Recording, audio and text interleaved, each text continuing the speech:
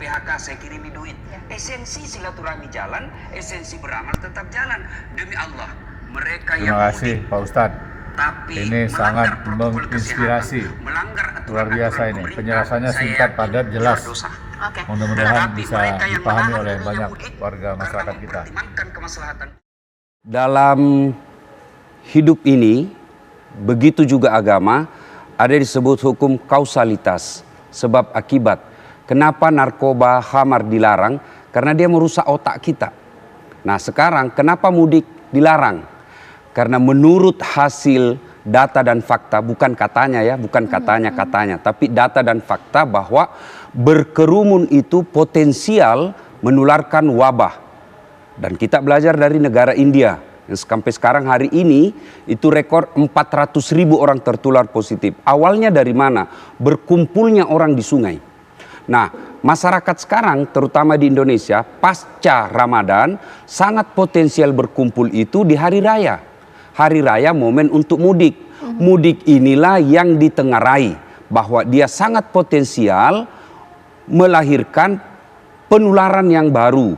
Sehingga data-data tahun lalu setiap ada perkumpulan momen-momen libur besar pasti angka penularan naik.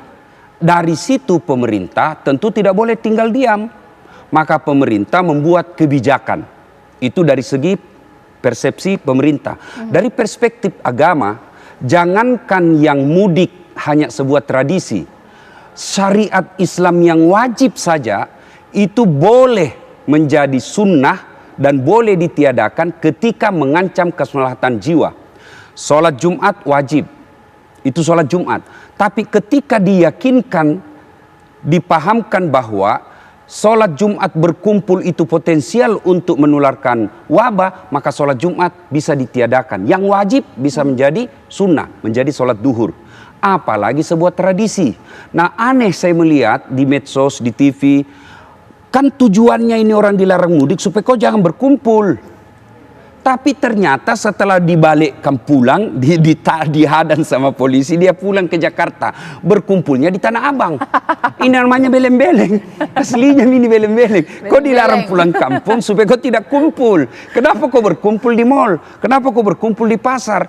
Ini ada apa seperti ini? Ya, tentu karena tidak pahamnya orang. Makanya pemerintah, kita, tokoh-tokoh masyarakat, aktivis pergerakan kesehatan harus mengkampanyekan hukum kausalitas tadi. Sebab akibat. Kenapa kalian dilarang mudik? Bukan pemerintah tega, justru pemerintah sayang. Kenapa agama meniadakan itu? Karena agama mengutamakan kemaslahatan jiwa.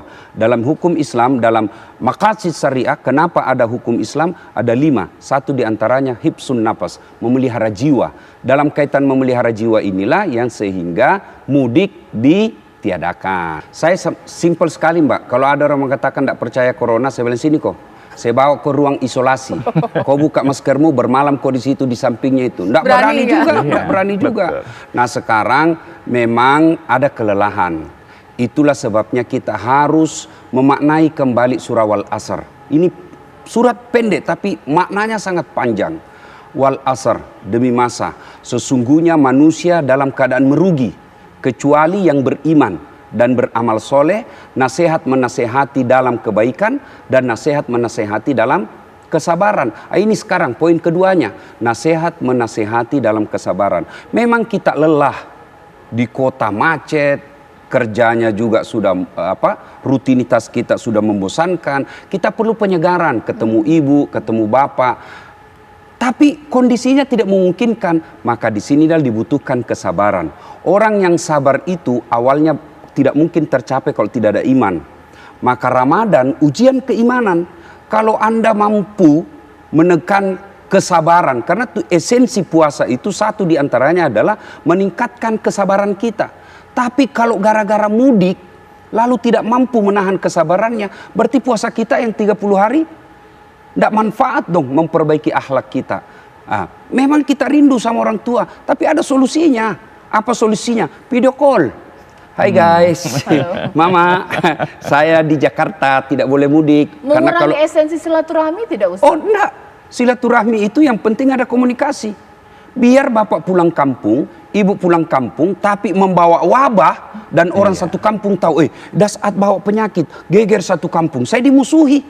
Bukan cuma saya, keluarga saya dimusuhi. Maka terjadi putus silaturahmi. Justru orang yang pulang sangat potensi memutuskan tali persaudaraan. Saya mau beramal Ustadz, tidak ada larangan. Biaya pesawat Jakarta ke Sulawesi, PP satu keluarga bisa 20 juta. 20 juta transfer ke kampung. Ini namanya beramal virtual. Kirim.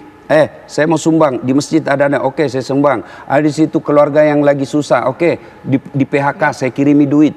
Esensi silaturahmi jalan, esensi beramal tetap jalan. Demi Allah, mereka yang mudik tapi melanggar protokol kesehatan, melanggar aturan-aturan pemerintah, saya yakin dia berdosa.